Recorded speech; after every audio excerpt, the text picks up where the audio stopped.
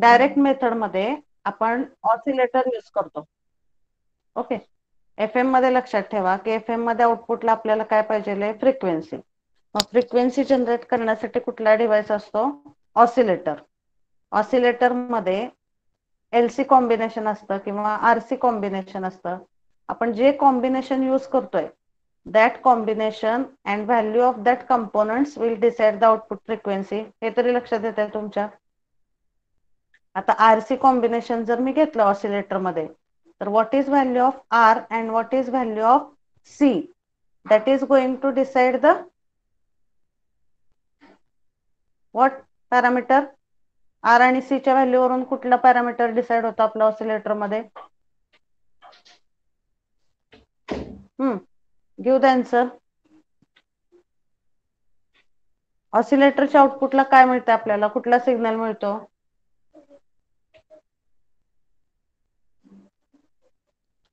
कुठला सिग्नल मिळतो ऑसिलेटरच्या आउटपुटला? कालचा कन्सेप्ट रिपीट करते मी. Give the answers. आपण FM च्या डायरेक्ट जनरेशन मेथड मध्ये जी मेथड स्टडी केली आहे बाय युजिंग FET, त्याच्यामध्ये FET is used as a main device in that circuit, but the basic working principle it is same that of oscillator. याच्यामध्ये काय होतं, ह्या R आणि C ची व्हॅल्यू जर कॉन्स्टंट असेल तर ऑसिलेटरची फ्रिक्वेन्सी काय असते आउटपुटची, ती चेंज होईल का कॉन्स्टंट असणार आहे? R आणि C जेव्हा कॉन्स्टंट असते. कॉन्स्टंट असते. आणि ह्याच्यामध्ये आपण काय करतोय, we are making this circuit purely dependent of value of C वरती हे सर्किट आपण डिपेंडंट करतोय. So value of R is very less as compared with XC. That's why whatever is this output that will be dependent on value of C. आणि ह्या C ला आपण modulating signal input म्हणून देतो. मग modulating signal जसा change होईल तसा ही C ची व्हॅल्यू चेंज होते आणि C ची व्हॅल्यू चेंज झाली की आपल्याला आउटपुटला फ्रिक्वेन्सी मध्ये चेंज मिळतो. Okay, so when modulating signal will be positive, accordingly this C value will change and you will get the more frequency at output. जेव्हा हा निगेटिव्ह असेल तेव्हा C ची व्हॅल्यू कमी असते and you will get the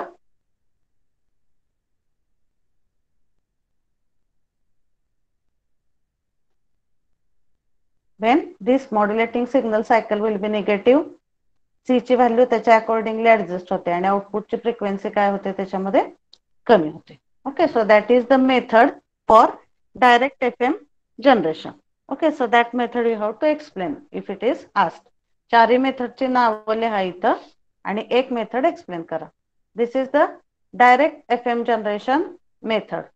Next one we are going to see, that is indirect method for FM generation. So indirect FM generation मध्ये basic principle काय आहे की पहिल्यांदा नॅरो बँड FM आपण जनरेट करतो and after that by using the multipliers that narrow band FM is converted in the form of wide band FM signal. Okay, so we will see this indirect method for FM generation. Okay, so note down that point. Direct method आपण study केले. Now we are going to see indirect method for FM generation. So what is the name of the method? Armstrong method. Indirect मध्ये जी method आपण बघणार आहे that method is known by the name as Armstrong method. So this is the basic block diagram for this Armstrong method. Okay, so here modulating signal is given to the integrator. What is the function of integrator? Integration means what we are doing. लक्षात येते का तुमच्या, कुठली method study करतोय आपण आता? Which method we are studying right now? Indirect method. Indirect method for FM generation, and that is known by the name as Armstrong method. Okay, so I will explain the basic concept from our notes as well as I will explain you one more diagram which is there on the net. Actually ही जी आपल्या notes मध्ये आहे हीच basic block diagram तुम्ही exam मध्ये draw केली तरी चालतं, but for more understanding or for more in detail explanation one more diagram is there, that also I will explain. Okay, so ही दुसरी डायग्राम आहे जी इन डिटेल त्याचं सगळं फंक्शनिंग एक्सप्लेन करते. फक्त तुम्हाला समजावं म्हणून ही डायग्राम मी रेफरन्सला घेते आता. But you have to draw this diagram only in the exam. Okay, so we will see it one by one. आता नॅरो बँड FM सिग्नल आपल्याला पहिल्यांदा मिळतोय आणि इथं बघा तुम्ही मिडल स्टेज जर कन्सिडर केली तर इथं नॅरो बँड FM सिग्नल आहे. and then after giving it to the frequency multiplier, that narrow band FM signal is converted into the wide band FM signal. Okay, this is the concept. So here, what is the first input signal? What is first input signal here? Modulating signal. आणि इथं आहे आपला carrier signal. Okay, so first modulating signal is given to the integrator. Integrator, the function of integrator is, it is combining all the components, all the frequency components from the modulating signal, and then output of that integrator is given to the phase modulator. आता ह्या phase मॉड्युलेटरला एक input आहे modulating signal आणि दुसरे input आहे carrier signal. So the concept here is that when you use phase modulator block and one input for that phase modulator is modulating signal and another input for the phase modulator is carrier signal, phase modulator च्या आउटपुटला आपल्याला narrow band FM signal मिळतो. Concept लक्षात घ्या. जसं आपण आता balanced मॉड्युलेटरला जर मॉड्युलेटिंग सिग्नल आणि कॅरियर सिग्नल दिले बॅलन्स्ड मॉड्युलेटरला तर आउटपुटला कुठला सिग्नल मिळतो आपल्याला? मल्टीप्लायर मॉड्युलेटर असू द्या किंवा बॅलन्स्ड मॉड्युलेटर असू द्या, ह्याच्या इनपुटला जर आपण कॅरियर सिग्नल आणि मॉड्युलेटिंग सिग्नल दिला तर आउटपुट काय मिळतं आपल्याला? Suppose take example of multiplier modulator. Multiplier modulator हा ब्लॉक इथं कन्सिडर करा. सपोज मल्टीप्लायर मॉड्युलेटर एक मी यूज केलाय, त्याच्या इनपुटला मी एक मॉड्युलेटिंग सिग्नल दिलाय आणि दुसरा कॅरियर सिग्नल दिलाय. तर मल्टीप्लायर मॉड्युलेटरच्या आउटपुटला काय मिळतं आपल्याला? which signal we are getting? Give the answer.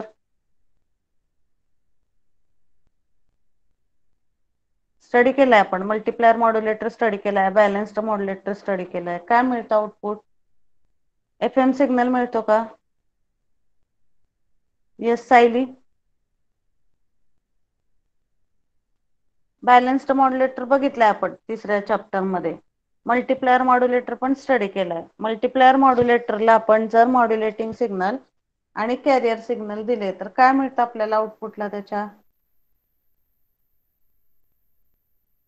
काय मिळतं? which signal we are getting there?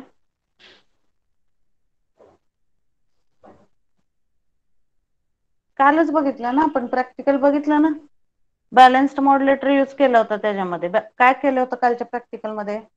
Balanced मॉड्युलेटरला कुठले दोन इनपुट सिग्नल दिले AM होते? सिग्नल. बॅलन्स्ड मॉड्युलेटर, जेव्हा कुठंही बॅलन्स्ड मॉड्युलेटर किंवा मल्टीप्लायर मॉड्युलेटर हे ब्लॉक येतात तेव्हा त्याच्या आउटपुटला आपल्याला AM सिग्नल मिळतो. हे लक्षात ठेवा नेहमी. आणि हा जो ब्लॉक आहे हा फेज मॉड्युलेटरचा आहे. फेज मॉड्युलेटर, आता हा इंटिग्रेटर म्हणजे त्याचं फंक्शन काय? फक्त इट इज जस्ट कंबायनिंग. हा मॉड्युलेटिंग सिग्नल जरी डायरेक्ट आपण फेज मॉड्युलेटरला दिला तरी नॅरो बँड FM सिग्नल आपल्याला मिळतो. But to just combine all the frequency components we are using here integrator. So modulating signal and carrier signal हे जेव्हा आपण फेज मॉड्युलेटरला देतो तेव्हा फेज मॉड्युलेटरचं आउटपुट मिळतं narrow band FM signal. That is the basic working principle of phase modulator. You can just write down it.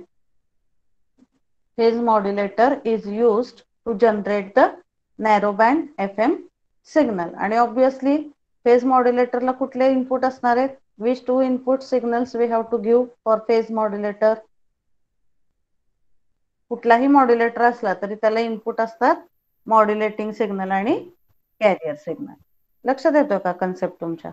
जसं आपण AM जनरेशन मध्ये मॉड्युलेटिंग सिग्नल आणि कॅरियर सिग्नल आपण मल्टीप्लायर मॉड्युलेटर मॉड्युलेटरला दिले किंवा बॅलेन्स्ड मॉड्युलेटर हा सुद्धा कॉमनली AM मध्ये यूज होतो. मग मल्टीप्लायर मॉड्युलेटरच्या आणि बॅलेन्स्ड मॉड्युलेटरच्या इनपुटला आपण मॉड्युलेटिंग आणि कॅरियर सिग्नल दिल्यावर कुठला सिग्नल मिळालेला आपल्याला आउटपुटला? कुठला सिग्नल मिळाला होता आउटपुटला? AM signal. AM signal. तसंच ह्याच्यामध्ये लक्षात ठेवा, narrow band FM signal generate करण्यासाठी आपल्याला कुठला ब्लॉक यूज करावा लागणार आहे? Which block we have to use to generate the narrow band FM signal? Phase modulator. Phase modulator.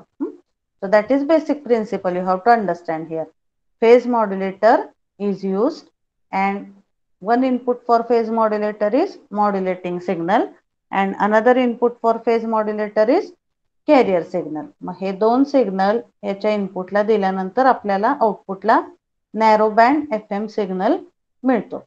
And once you get narrow band FM signal, that is passed through this frequency multiplication conversion, or that is also called as frequency multiplier conversion. हा जो block आहे, that is multiplying the frequencies. So suppose initially you are getting the frequency as 2 kilohertz. So 2 kilohertz will be considered in the narrow band FM range. मग त्याचं पुढं multiplication होतं. मग त्याच्यामध्ये काय ब्लॉक आहेत ते आपण ह्या ब्लॉक डायग्राम मध्ये इन डिटेल बघू. इथं तुम्ही एक्झाम मध्ये एवढं जरी लिहिलं तरी चालू शकतं. मग इथं फ्रिक्वेन्सीचं मल्टिप्लिकेशन होतं आणि ऑब्विसली मल्टिप्लिकेशन झालं की फ्रिक्वेन्सी काय होईल? इन्क्रीज होईल. म्हणजे नॅरो बँड FM सिग्नल हा वाईड बँड FM सिग्नल मध्ये कन्वर्ट होतो. हा आहे basic concept. Are you clear with this diagram? Armstrong method. Can anyone explain Yes, ma'am. this block diagram? Can you explain it? Saili is there? You're not responding. Saili is there or not for the lecture? Saili Landway. Okay, Yes, can you ma'am. explain Present. this diagram?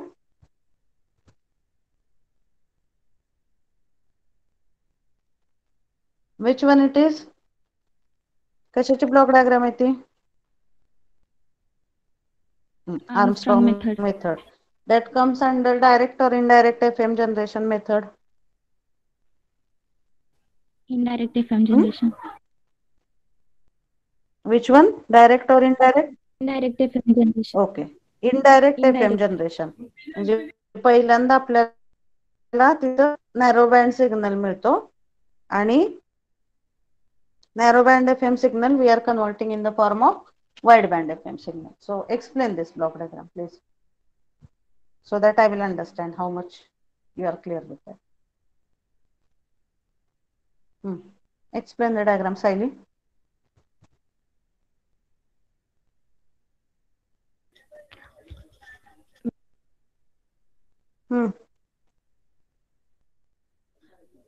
Phase modulator has given two inputs. First one is modulating signal and another it is carrier. Then phase modulator converts to phase modulator's output is narrow band FM. Then it is given to frequency multiplier conversion, and then we are getting wide band FM signal. Okay, what is the function of frequency multiplier conversion block? काय होतं तिथे सांगितलं मी तुम्हाला, frequency multiply होतात. म्हणजे indirectly त्याच्यामध्ये मिक्सरच add केलेला असतो. कारण आपण बघितलंय मिक्सर हा एक असा ब्लॉक आहे ज्याच्या युजने आपण फ्रिक्वेन्सी कमी करू शकतो किंवा जास्त करू शकतो. आता इथं काय करायची आपल्याला, फ्रिक्वेन्सी वाढवायची का कमी करायची आउटपुटला? वाढवायची. इनपुट वाढवायचे. मग तशा अकॉर्डिंगली आपण ह्याच्यामध्ये मिक्सर यूज करतो. ते इंटरनल स्ट्रक्चर आपण ह्या डायग्राम मध्ये बघूया. But this diagram it is okay if you draw in the exam. आणि ह्या नॅरो बँड FM सिग्नल आपण फ्रिक्वेन्सी मल्टिप्लायरला दिला की it is converted in the form of wide band FM signal. Okay, that is the basic working principle of Armstrong method. Is it clear to all? So same thing it is given here. In this method, first narrow band FM signal is generated by using phase modulator. At the output of phase modulator, we get narrow band FM signal. So input given to the phase modulators are carrier and modulating signal. Then it is given to the next convergence stages which consist of mainly multipliers. पुढच्या stages मध्ये आपण multipliers use केलेले आहेत. It increases the frequency of obtained signal and at output we get the wideband FM signal. That is the Armstrong method for FM generation. Okay, then the another information is based on the required value of FM signal, we select the value of local oscillator frequency of this multiplier block, and at least 2 multipliers are required to convert the narrowband FM signal into wideband FM signal. Okay, so this diagram we will see now. Okay, are you able to see, all of you? Are you able to see this diagram? Yes, ma'am. Yes, ma'am. Okay, so this is the this notes also I will add in your study material. Separately I will add there in the class notes point. Okay, so there is in detail explanation given for this particular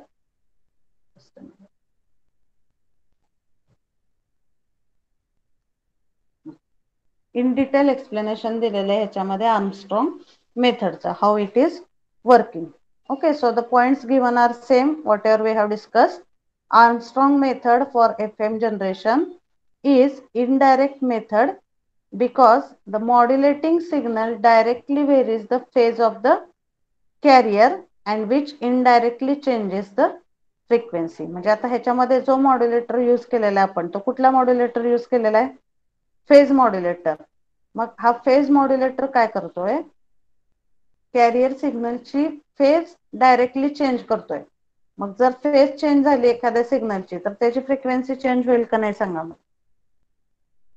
एक sine wave consider करा जी 0 पासून start होते आणि दुसरी sine wave consider करा जी 90 पासून start होते.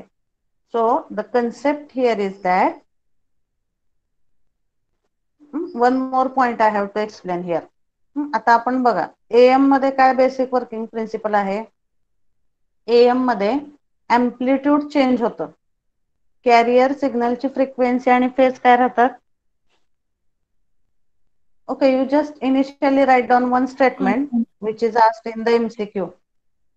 Indirect method for FM generation. Indirect method for FM generation is phase modulation.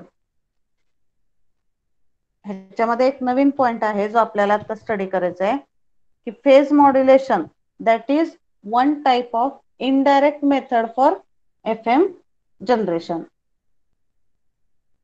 आता आपण बघा एम्प्लिट्यूड मॉड्युलेशन मध्ये काय म्हणतोय की जेव्हा एम्प्लिट्यूड मॉड्युलेशन आपण करतो तेव्हा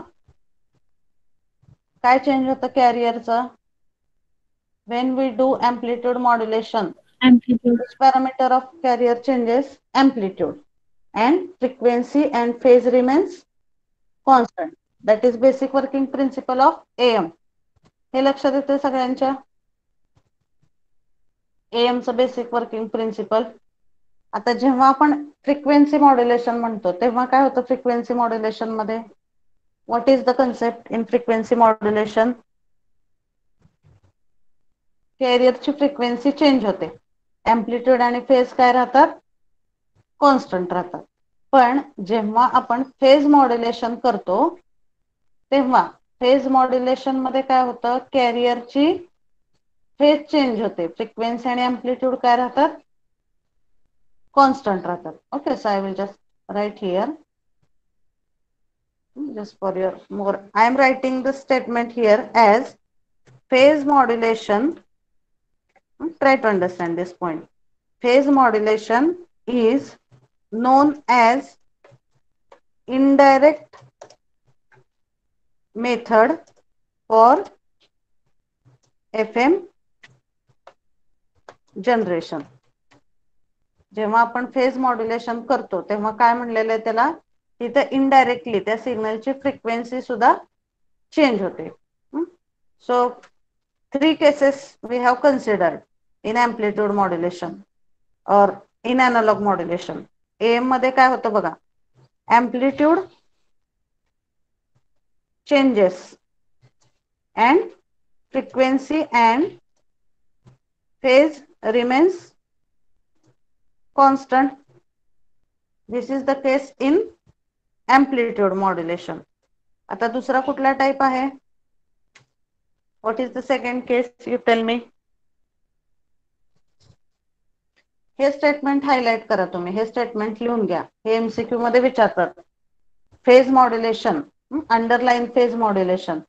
phase modulation is non as indirect method for FM generation. ह्याचा अर्थ काय होतो की जेव्हा आपण फेज मॉड्युलेशन करतो तेव्हा इनडायरेक्टली कॅरियरची फ्रिक्वेन्सी सुद्धा थोड्याफार प्रमाणात चेंज होते. जरी आपण आयडियली म्हणत असलो की फेज मॉड्युलेशन मध्ये फक्त फेज चेंज होते, फ्रिक्वेन्सी आणि एम्प्लिट्यूड काय राहतं, constant. But still when phase changes there is somewhat change in the frequency. कारण फेज चेंज होतो म्हणजे काय, त्या वेवफॉर्मचा स्टार्टिंग पॉइंट आपला चेंज होतो. That's why whenever phase is changing slightly, there is change in the frequency of the signal also. That's why phase modulation is known as indirect method for FM generation. Okay, this question it is asked in the MCQ. That's why I have explained simultaneously. बघा आता इथं AM मध्ये काय होतं, amplitude changes, frequency and phase remains constant. What is second case? Tell me the second case here. कुठला आहे FM. दुसरा analogue? FM. FM मध्ये काय होतं मीनाक्षी सांगा. What is the case in FM? Phase आणि एम्प्लिट्यूड चेंज होतं आणि फ्रिक्वेन्सी कॉन्स्टंट राहते.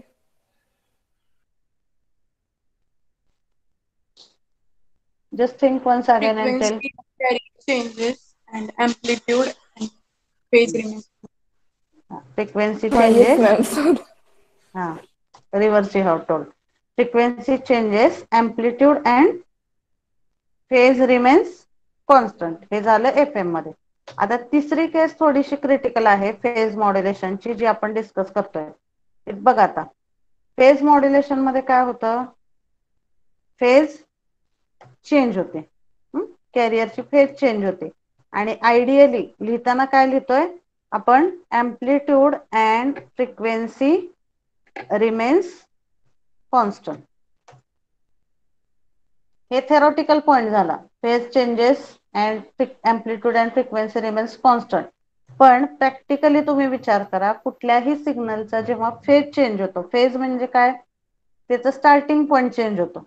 मग जेव्हा आपण आता फेज मॉड्युलेशनच्या वेवफॉर्म्स बघितलेल्या आहेत, मग इथं प्रॅक्टिकली कन्सेप्ट काय आहे की जेव्हा फेज चेंज होतो एखाद्या सिग्नलचा तेव्हा त्याचा स्टार्टिंग पॉइंट चेंज होतो, त्याचा एंड पॉइंट चेंज होतो, म्हणजे थोडक्यात त्याची फ्रिक्वेन्सी स्लाइटली चेंज होते. त्यामुळं one more concept here you have to understand that phase modulation is also called as indirect method for FM generation. Phase modulation is called as indirect method for FM generation. So I will show you some diagrams so that you will understand. बघा आता इथं phase modulation मध्ये इथं whenever there is change, whenever there is change from 0 to 1 or positive to negative, in that case phase of the particular signal it is changing. And when phase changes there is slight change in the frequency also. That's why phase modulation is called as the indirect method for FM generation. So I will also write here that phase modulation is indirect FM generation method. Okay, त्यामुळे तिथं जेव्हा आपण phase modulator use करतोय याच्यामध्ये बघा, हे statement लक्षात आलं का सगळ्यांच्या?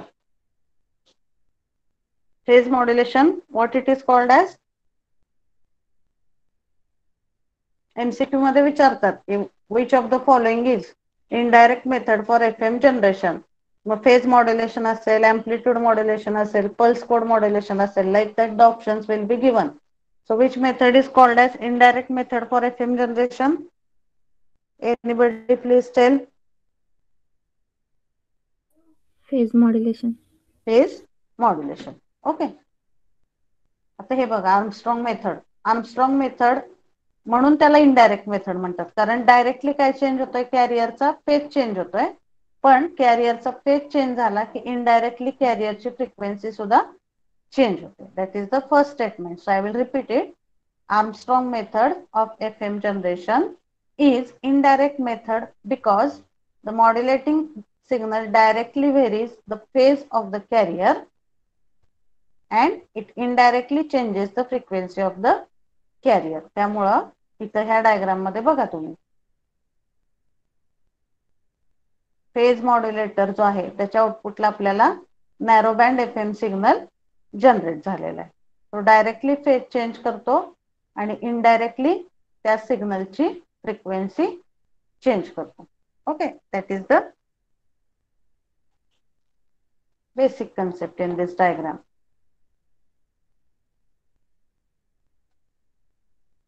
इथं म्हणून हा फेज मॉड्युलेटर जो आहे तो आउटपुटला त्याच्या narrow band FM signal generate करतो. ह्याची ब्लॉक डायग्राम इन डिटेल बघू आपण. आता हे जे काही आहे आपलं हे पूर्ण सगळे हे ब्लॉक ह्याच्या what are these blocks? These are representing the internal structure of phase modulator. इथं ह्या डायग्राम मध्ये जो आपण हा फेज मॉड्युलेटर वापरलेला आहे त्याचे इंटरनल स्ट्रक्चर ह्या ब्लॉक मध्ये दिलेलं आहे बघा. हे डॉटेड दिसतंय का तुम्हाला इथं? This dotted block is representing the phase modulator. आणि फेज मॉड्युलेटरला काय इनपुट दिले आपण? Modulating signal. हे जे काही आपण इकडून दिलेलं आहे ना मॉड्युलेटिंग सिग्नल तो ह्या डायग्राम मध्ये इथून दिलेला आहे मॉड्युलेटिंग सिग्नल. आणि हा जो आहे हे 5 ब्लॉक जे आहेत that 5 blocks are representing the internal structure of this phase modulator. आणि हे जे आहे हे पुढचं डॉटेड ब्लॉक हे कशाचा ब्लॉक आहे सांगा मला? हा पहिला झाला फेज मॉड्युलेटरचा इथला. आणि हा सेकंड ब्लॉक काय रिप्रेझेंट करतोय? कशाचं स्ट्रक्चर आहे हे सेकंड ब्लॉक? म्हणजे कशाचा आहे हा सेकंड ब्लॉक सांगा मला? ह्या डायग्रामशी रिलेटेड हा सेकंड ब्लॉक कशाचा आहे? Which block it is representing? This second dotted block Frequency is of multiplier. Which? Frequency multiplier. हे आहे फेज मॉड्युलेटरचं इंटरनल स्ट्रक्चर. हे आहे फ्रिक्वेन्सी मल्टिप्लायरचं internal structure. So one input is given to the phase modulator as modulating signal. So modulating signal इथं phase मॉड्युलेटरला दिलाय आपण. आणि फेज मॉड्युलेटरच्या आउटपुटला इथं आपल्याला wide band FM narrow band FM signal मिळतो. आणि तो मल्टिप्लायर थ्रू पास केल्यानंतर that narrow band FM signal is converted in the form of wide band FM signal. Okay, is it clear? So now we will see the phase modulator internal structure. कसा phase modulator work करतो that we will see in this diagram. So here crystal oscillator is used. Crystal oscillator कुठला signal generate करेल? Carrier or modulating signal? See, whatever part I am Carrier. explaining right now, that is additional part. He diagram तुम्ही जर तुम्हाला सोपी वाटली तर exam मध्ये काढा. That is not required to draw this diagram. In exam you can draw only this diagram, but internal structure of this block it is explained in this. So that I am explaining. Okay. मग आता phase modulator मध्ये बघा इथं कंबायनिंग network use केलेलं आहे. कंबायनिंग network म्हणजे काय करतो? तो दोन्ही सिग्नलचं कॉम्बिनेशन करतो तिथं, और इट इज ऍडिंग. इथं क्रिस्टल ऑसिलेटर यूज केलेला आहे. क्रिस्टल ऑसिलेटर हा इकडचा कॅरियर. इथं बघा ह्या दोन्ही डायग्राम तुम्ही सायमल्टेनियसली कम्पेअर करा. Phase modulator. फेज मॉड्युलेटरला एक इनपुट आहे मॉड्युलेटिंग सिग्नल, एक इनपुट आहे कॅरियर सिग्नल. इथं सुद्धा बघा त्याच्यामध्ये एक इनपुट आहे कॅरियर सिग्नल, दुसरे इनपुट आहे मॉड्युलेटिंग सिग्नल. पण याच्यामध्ये काय केलं जातं, हा एक ओरिजिनल कॅरियर जो आहे तो बफर थ्रू कंबायनिंग नेटवर्कला दिला आणि दुसरं जे इनपुट आहे ह्या कंबायनिंग नेटवर्कला that is 90 degree phase shifted carrier. याच्यामध्ये सिंपल कन्सेप्ट काय आहे, कंबायनिंग नेटवर्कला एक इनपुट दिलं जातं ओरिजिनल कॅरियरचं. इथं बघा क्रिस्टल ऑसिलेटर, इथून कॅरियर जनरेट झाला, बफर थ्रू तो कंबायनिंग नेटवर्कला दिला आणि दुसरं काय केलेलं इथं carrier it is 90 degree phase shifted. So here you are getting 90 degree phase shifted carrier, then it is given to the balanced modulator and then output of this balanced modulator is given to the combining network. ह्याच्या आउटपुटला जे आपल्याला मिळतं that is narrow band FM signal. म्हणजे थोडक्यात तुम्ही काय लक्षात ठेवू शकता की एक कॅरियर ऍज इट इज घ्यायचा, दुसरा एक ऍज इट इज घेतलेला कॅरियर कुठं दिला आपण इनपुटला, कुठल्या ब्लॉकला दिला ऍज इट इज कॅरियर घेतलाय तो बफर. बफरचं फंक्शनिंग काय सांगितलं होतं मी तुम्हाला त्याच्या आधीच्या एका लेक्चर मध्ये सांगितलंय. बफर कशासाठी यूज करतो आपण, बफर सर्किट. मी टेलिव्हिजनचं एक्झाम्पल घेऊन तुम्हाला बफरचं फंक्शनिंग एक्सप्लेन केलं होतं. Buffer is a block which is just connecting this two blocks. म्हणजे ए आणि बी च्या मध्ये जर मी बफर वापरला तर ए आणि बी चं फिजिकल कनेक्शन होतं, पण त्याच्यामध्ये कुठलं आयसोलेशन प्रोव्हाइड होतं म्हणून सांगितलं होतं मी तुम्हाला.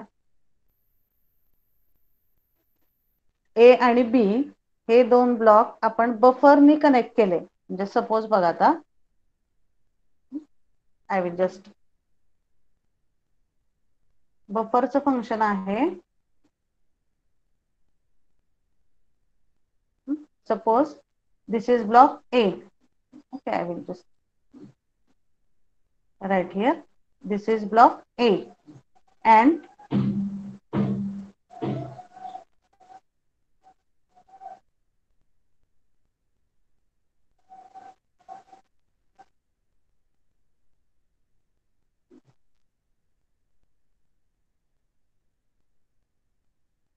okay, suppose this block A, so I will just write here A हा एक ब्लॉक आहे आणि त्याच्या पुढे B हा एक ब्लॉक आहे. ह्या दोन्हीच्या मध्ये जर मी बफरचा ब्लॉक यूज केला तर what this buffer is doing, this buffer is connecting this A and B physically. म्हणजे फिजिकली तो ए आणि बी हे दोन ब्लॉक कनेक्ट करतोय, but it is providing which type of isolation, can anyone tell. कुठलं isolation होतं त्या दोन ब्लॉक मध्ये, फिजिकली ते कनेक्ट होतात block, but which type of isolation is provided here, can anyone tell.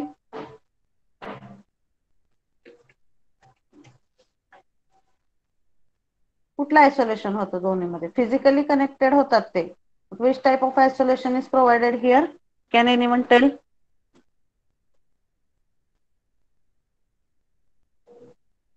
Okay, so electrical isolation is provided. Okay, so electrical isolation provide होतं इथं. म्हणजे काय होतं की ए मध्ये जरी काही प्रॉब्लेम आला तर त्याचा इफेक्ट बी वरती होत नाही आणि बी मध्ये जरी काही प्रॉब्लेम आला, voltage, under voltage, over voltage, तरी त्याचा इफेक्ट ए वरती होत नाही. So just for safety purpose we are using this buffer block.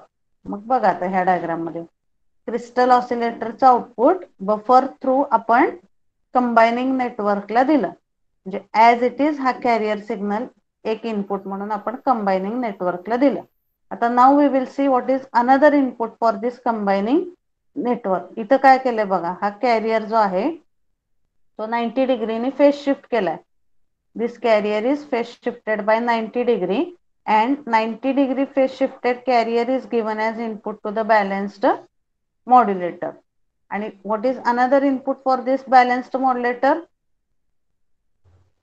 What is another input for this balanced modulator? Modulating signal.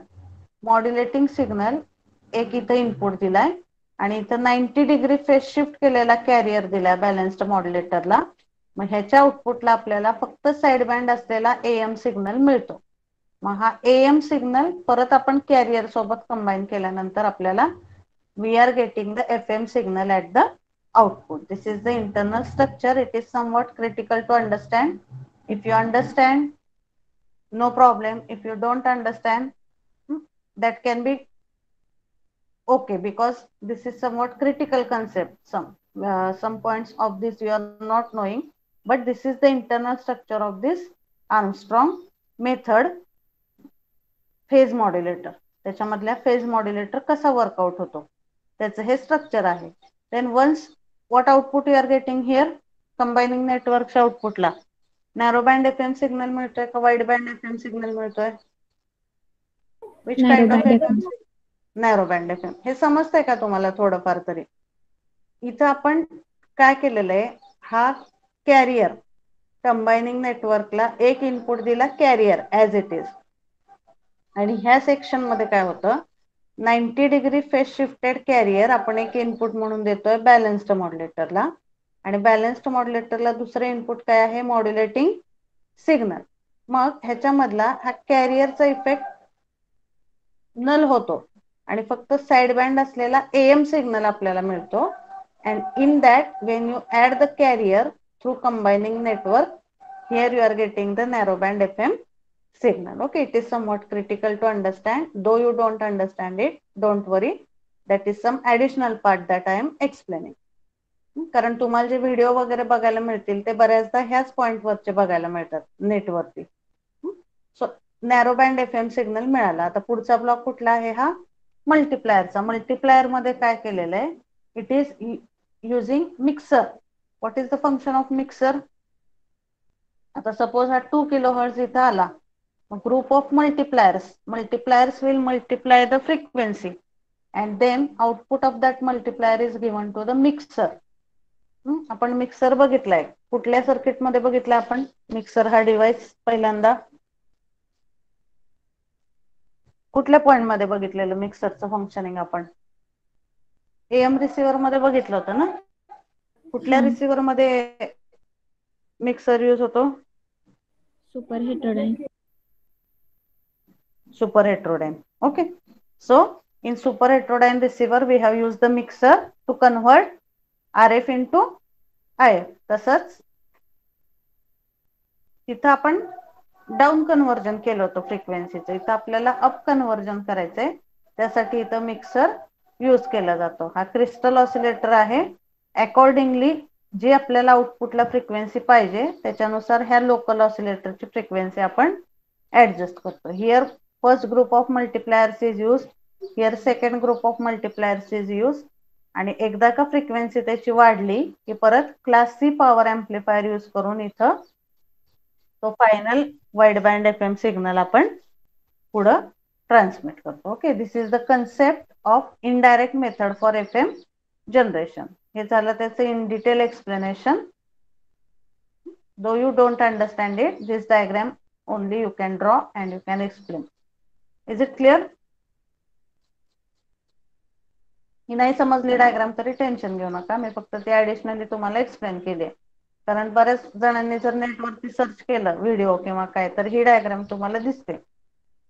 But though you draw theoretically only this diagram and you explain it, that is also okay. Clear? So which method is used for direct FM generation? FET use करून. आणि indirect FM generation मधली कुठली method बघितली आपण? Armstrong method. मग exam मध्ये तुम्हाला question विचारला जाऊ शकतो, explain the methods for FM generation. मग जर फक्त तुम्हाला विचारलं की explain the methods for FM generation, तुम्ही क्लासिफिकेशन लिहा त्याचं, direct method, indirect method. What is difference in direct आणि इनडायरेक्ट मेथड? डायरेक्ट मेथड मध्ये कुठले टाइप्स आहेत? ते 4 टाईपची नावं लिहा इथं फक्त. By using by using FET, by using BJT, by using reactance modulator or by using varactor diode. या 4 मेथडची नावं लिहा फक्त. ह्यातली एक कुठलीही तुम्ही एक्सप्लेन करू शकता जी आपण ह्यात बघितली FET यूज करून ती. आणि इनडायरेक्ट मेथड मध्ये तर एकच आहे, Armstrong method. So you have to draw this diagram and you have to write down the explanation for the Armstrong method. Is it clear? FM generation point. Yes, ma'am. Now the next point, only 2 points are remaining from this chapter. पुढचा जो point आहे तो आहे pre-emphasis and de-emphasis. Pre-emphasis, de-emphasis, that is one important process done in the FM to reduce the noise. ती एक process बघायची आपल्याला, pre-emphasis, de-emphasis, and after that we have to see the types of FM detectors. AM detector मध्ये कुठले circuit बघितले होते आपण AM detector मध्ये, सांगा मला. Detector means what? डिमॉड्युलेटर, ज्याच्यामधून आपण कॅरियर सिग्नल रिमूव्ह करतो आणि ओरिजिनल मॉड्युलेटिंग सिग्नल रिकवर करतो. That is called as the demodulator. So AM demodulator मध्ये कुठले सर्किट बघितले होते आपण? Which circuits we have seen for AM demodulator? Filter method and another one method. कुठली method सांगितली तुम्ही? फिल्टर नाही, आपण envelope we have seen the envelope detector. AM detector मध्ये आपण envelope detector स्टडी केला होता. Similarly in FM detector we have to see the 2-3 types. Slope detector method आहे, dual slope detector method आहे. That 2 points we will see in the next lectures. So just you understand this pre-emphasis and de-emphasis process means what? That just briefly I will explain and then we will stop.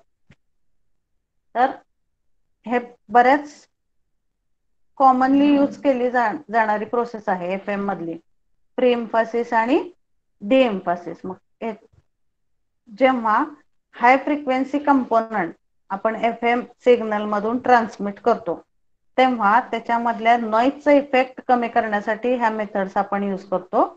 Pre-emphasis method is carried out at FM transmitter and de-emphasis method is carried out at the FM receiver. Okay, so that points we will see in detail in the next lecture. Okay, FM generation methods are clear to you? FM generations, can anybody revise quickly what we have seen under this FM generation methods? Quickly please revise. कुठल्या काय बघितलं आपण FM generation मध्ये? Summarize that points in 2 minutes and then we will stop.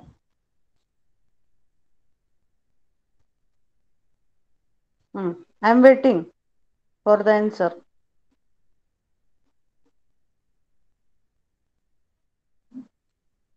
Yes, Ganesh, can you summarize?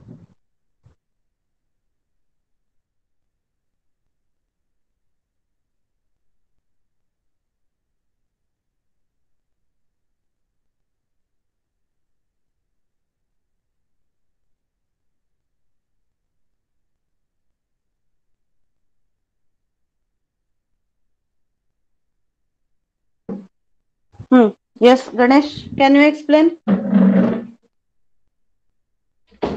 Meenakshi, can you say what we have seen in FM generation methods? Yes, ma'am. Summarize it.